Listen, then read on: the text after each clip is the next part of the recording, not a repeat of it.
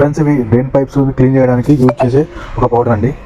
వీటి యూజెస్ ఏంటి అంటే సింక్కి, వాష్ బేసిన్లో అండ్ బాత్రూమ్ డ్రైన్ పైప్లో ఇరుక్కుపోయిన ఆ జుట్టు, జిడ్డు, ఆ వేస్ట్ ఫుడ్ వంటివి కరిగించి అడ్డంకులు తొలగిస్తుందండి.